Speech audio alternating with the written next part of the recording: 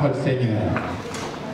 Ces jeunes qui se sont levés devant vous pour répondre à l'appel du Seigneur, ils le passent, et je les fais passer devant vous pour prêcher, pour que leur progrès soit évident. L'occasion aussi de les aider, de les soutenir dans la prière. Amen. Pour qu'ils aient la force du Seigneur pour aller plus loin dans cette voie qu'ils ont choisie, qui n'est pas facile, mais quand on a soutien, quand on a le soutien de Dieu et de son peuple, on progresse. Donc voilà, notre frère Florent va nous apporter la parole du Seigneur et il a tout notre soutien pour qu'il prêche puissamment la parole de Dieu. Dieu le bénisse. Merci Seigneur. Ouh. Dieu est puissant. Alléluia. Ah Dieu, tu es bon. Chaque jour, tu nous enseignes. Nous allons prendre le psaume 33.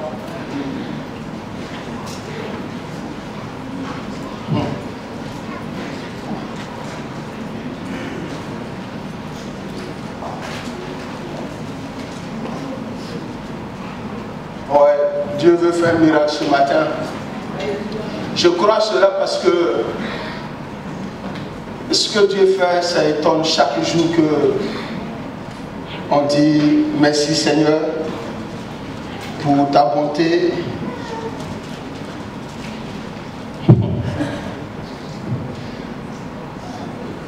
Nous allons demander à notre frère Cédric de lire le psaume 33 parties du verset 18 à 22.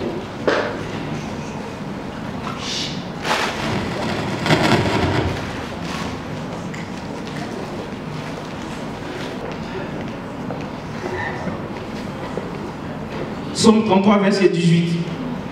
Voici, l'œil de l'Éternel est sur ceux qui le craignent, ceux qui espèrent en lui, en sa bonté, afin d'arracher leur âme à la mort et de les faire vivre au milieu de la famille. Notre âme espère en l'Éternel, il est notre secours et notre bouclier. Car notre cœur met en lui sa joie, car nous avons confiance en son Saint-Nom. Éternel, que ta grâce soit sur nous, comme nous espérons en toi. Amen. Amen. Alléluia. Donc comme je disais, ce psaume est un cantique de louange adressé au Seigneur, le Créateur de l'univers et le Sauveur de l'humanité.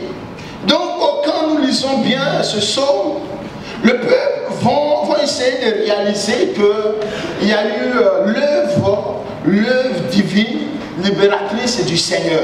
Donc ils vont dire, mais tout ce que nous avons vécu, nous voyons toujours que l'Éternel se manifeste. Donc il donne juste un conseil à la fin du verset. Il dit, espérons en l'Éternel. Alléluia. Donc la pensée de ce matin, c'est espérons en l'Éternel. Alléluia.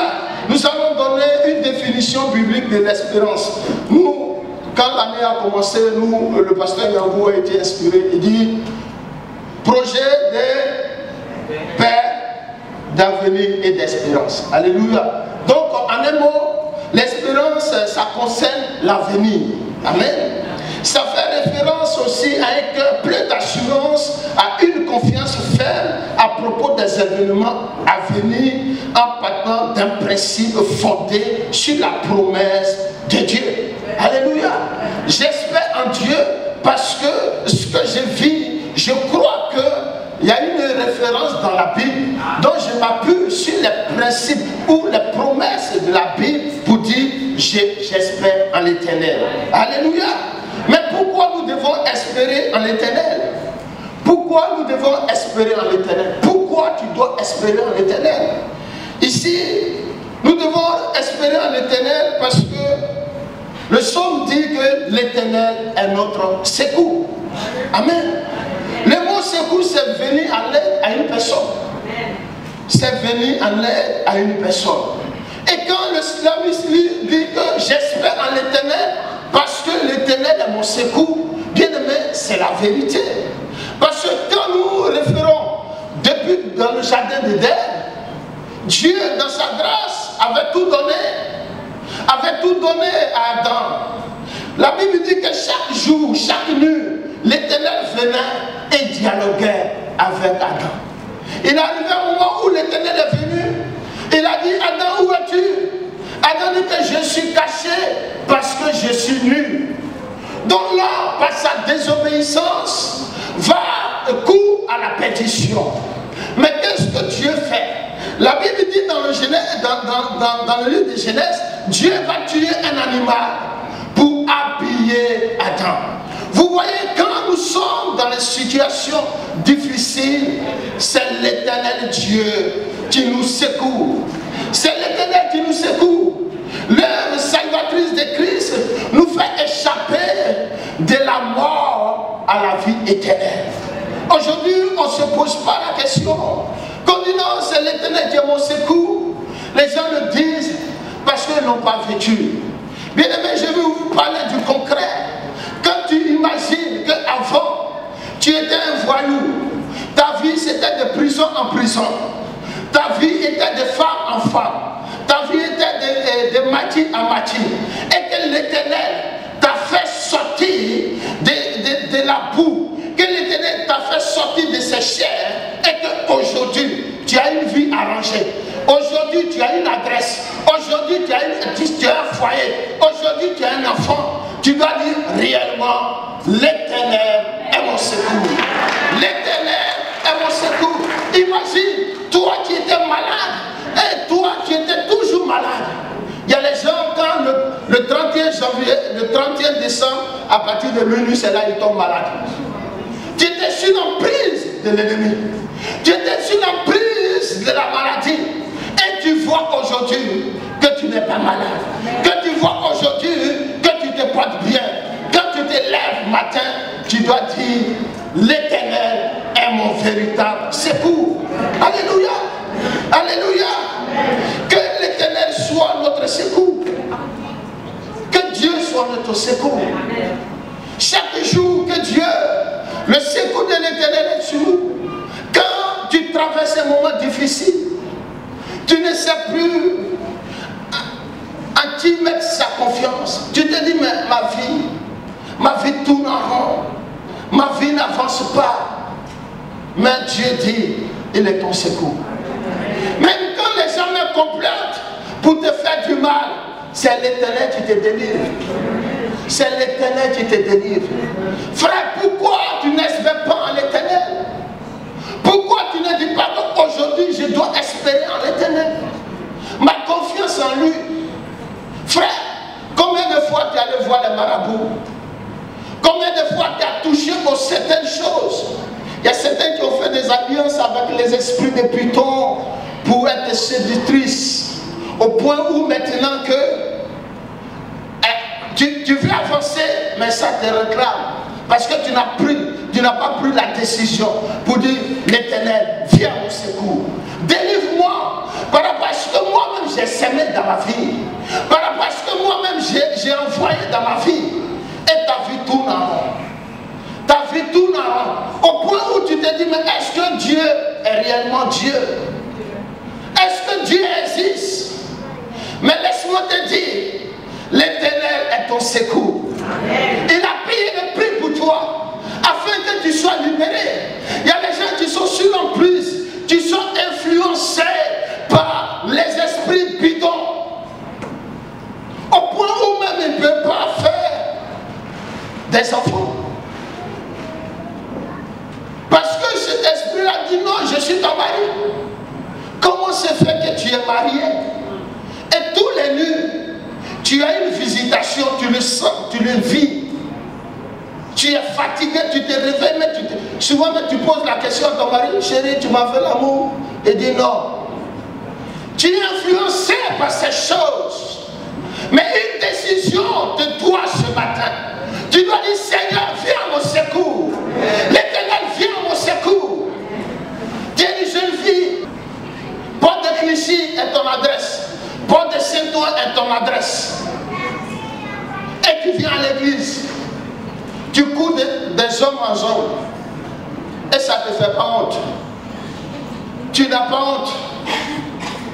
Mais dis, Seigneur, je ne veux plus qu'un homme me voie nu. Je veux que mon mari me voie nu. Parce que je veux sortir de la boue du péché. Je veux sortir des choses. L'Éternel soit mon secours. Soit mon secours. Alléluia. Pourquoi nous devons espérer en l'Éternel? Parce que l'Éternel est notre bouclier. L'Éternel est notre bouclier. Le bouclier est l'arme défensive. Qui défend. Alléluia. Le bouclier, quand vous voyez bien, l'apôtre Paul a fait la démonstration dans le livre d'Éphésiens où il parlait des armes spirituelles. Donc, le soldat, quand il veut aller en guerre, il a quelque chose qui le protège. Donc, il avance avec. Donc, quand l'ennemi envoie les flèches, ça ne touche pas. Mais ça touche le bouclier. Souvent on dit non, Seigneur, tu es mon bouclier. Oui, Seigneur, tu es mon bouclier, mais est-ce que réellement le Seigneur est ton bouclier? Il est arrivé un moment, je ne comprenais pas le mot bouclier. J'ai dit, mais Seigneur, tu dis que tu es mon bouclier. Et quand on m'insulte, je vais insulter aussi. Quand on me critique, je vais me justifier. Quand on me parle mal, je vais enlever mes gants. Et l'Éternel m'a envoyé sur ce verset, il dit, mon petit, tu n'as encore rien compris du bouclier. Le bouclier est celui qui protège. Est celui qui protège le soldat. Et le soldat avance. Que tu lances les flèches ou bien pas haut, moi j'avance. Que tu m'insultes ou bien pas haut, moi j'avance. Que tu parles ou bien pas haut, moi j'avance. Parce que le bouclier me protège. Aujourd'hui, beaucoup de chrétiens n'ont plus de bouclier. Quand on dit, ah, ils sortent les gants en même temps. Ils ont laissé le bouclier à part. Ils veulent se défendre. Non, tu n'as rien compris. L'apôtre Paul dit, vous n'allez pas lutter contre la chair, ni le sang. Alléluia. Alléluia. En un mot, l'apôtre Paul veut dire que c'est l'Éternel qui est notre bouclier. Est-ce que Dieu est ton bouclier? Est-ce que l'Éternel est ton bouclier? Moi, j'ai pris une décision depuis le 1er janvier. Tu me critiques ou tu ne me critiques pas, oh, c'est pour toi. Moi, j'avance. Moi, j'avance. Parce que l'Éternel est là. Donc, je ne vois pas les flèches. C'est quand l'Éternel n'est pas là que tu vois les flèches. Quand l'Éternel n'est pas là que tu vois les flèches. Donc, si tu vois réellement les flèches, il faut te poser la question. Est-ce que je suis dans le camp de l'Éternel? Celui qui est mon bouclier, celui qui me protège des flèches de l'ennemi. Ça, c'est des questions de réflexion. Parce que si tu es là pour faire sortir tes flèches aussi, certainement, on dirait que vous êtes dans le même camp. Il faut acclamer le Seigneur. Il faut acclamer le Seigneur. Amen. Le bouclier est celui-là qui nous protège. Les gens veulent détruire ta vie. Mais si tu écoutes, ça détruit ta vie. Mais quand tu n'écoutes pas, et que tu avances avec le Seigneur, que tu avances avec le Seigneur, l'Éternel réécrit ton histoire. L'Éternel réécrit ton histoire. Tu n'es plus influencé des œuvres, des ruses de l'ennemi. Connaissez les ruses de l'ennemi? Au moment où tu as pris une décision, tu as fait un planning dans la semaine pour dire, bon, on va prier de 8h à midi. C'est là où tu arrives, tu vois un faux frère qui vient. Un faux frère. Quand tu dis non frère, on va prier, c'est là il sort ses problèmes. Tu dis non, mais on va prier d'abord pour que le Seigneur nous donne la sagesse. Il sort. Ça c'est les ruses de l'ennemi. Or, logiquement, tu dois dire non, j'ai pris rendez-vous avec l'Éternel. J'ai besoin de parler à Dieu pour qu'il puisse m'orienter, pour qu'il puisse me conduire. Parce qu'il est mon bouclier. Le bouclier te conduit. Le bouclier te dirige. Il voit les œuvres de l'ennemi. Donc il dit passe ici. L'ennemi est là, passe ici. Mais quand ce n'est pas ça, c'est difficile. Alléluia. Alléluia. Pourquoi espérer en l'Éternel? C'est mettre sa confiance en l'Éternel. Mettre sa confiance en l'Éternel. Combien de fois nous avons prêché ça? Je mets ma confiance en l'Éternel. Je mets ma confiance en l'Éternel. Mais quand les difficultés arrivent, nous ne sommes pas tranquilles. On ne chante pas ce chant que j'ai commencé à aimer. Ne crains pas la tempête, reste tranquille. Ne crains pas la tempête, reste tranquille. Mamie, sauve-moi, sauve-moi.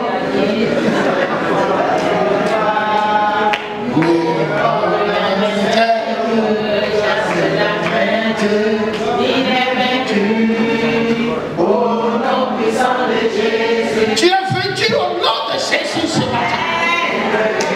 Le Seigneur veut que tu sois tranquille, comme un petit oiseau. L'oiseau n'a jamais semé. L'oiseau ne court jamais pour aller travailler, faire ses vœux. Mais le Seigneur dit, chaque jour, l'oiseau mange. Parce que l'oiseau a compris qu'il dépend de l'Éternel. L'oiseau a compris qu'il est tranquille, que le vent souffle, que l'ouragan souffle. Mais il est là, sa nourriture est là. On dit, mets ta confiance en l'Éternel. Pour tu commences à appeler tout le monde, ça va faire quoi? D'appeler tout le monde, ça va te donner quoi? Reste tranquille. Reste tranquille. Ne t'affole pas. Combien de fois les chrétiens s'affolent? Alléluia. Combien de fois nous nous affolons? Mais quand nous sommes tranquilles, bien aimé, le temps de Dieu, quand ça sonne, ça a sonné. Quand le temps de Dieu a sonné pour toi, on te dit, mais frère, comment tu fais? Non, je ne fais rien.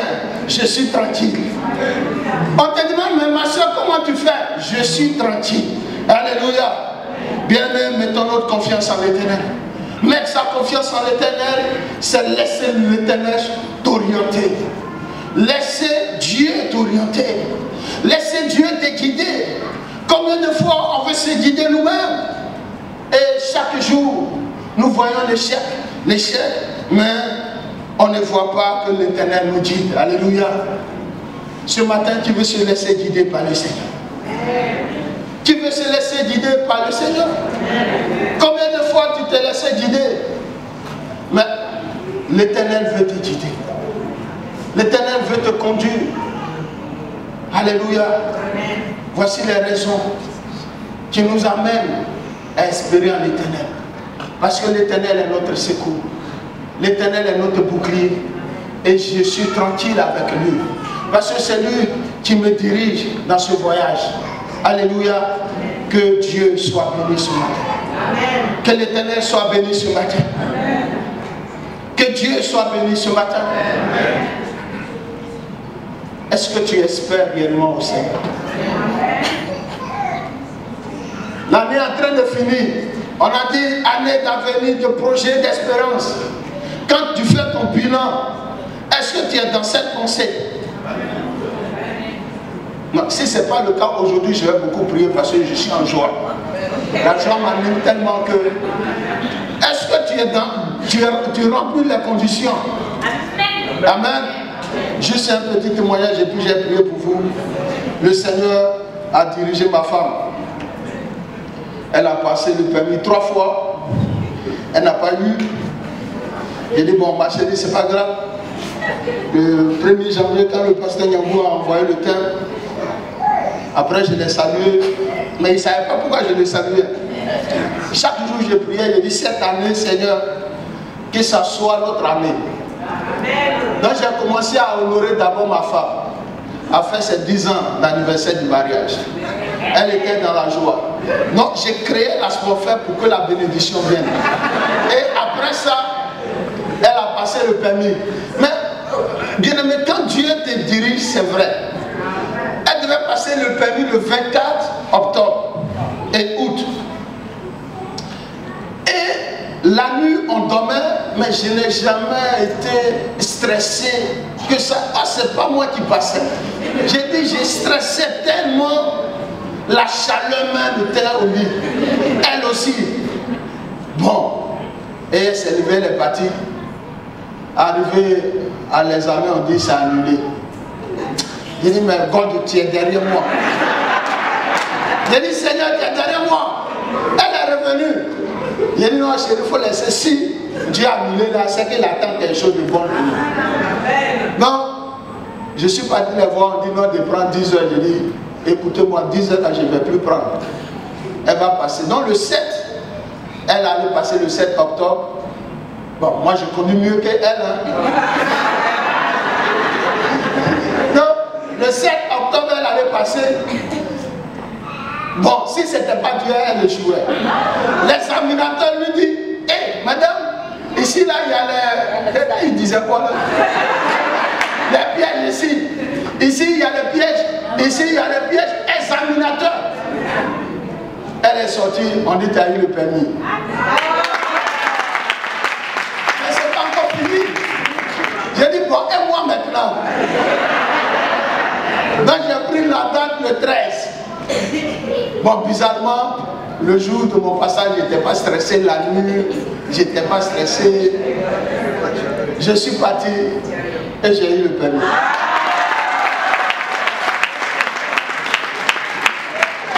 Alléluia. J'ai espéré en l'Éternel. Parce que quand j'ai commencé le 1er janvier, j'ai dit, Seigneur, franchement, le métro, le froid, mon fils Ben, il a beaucoup souffert de ça. Parce que tout le temps, le tremballait dans toutes les cellules. J'ai dit, Seigneur, il faut que cette année, ça s'arrête. Et Dieu a fait grâce. Amen. Amen. Dieu a fait grâce. Amen. Donc Dieu nous a donné 2 permis par la grâce du Seigneur.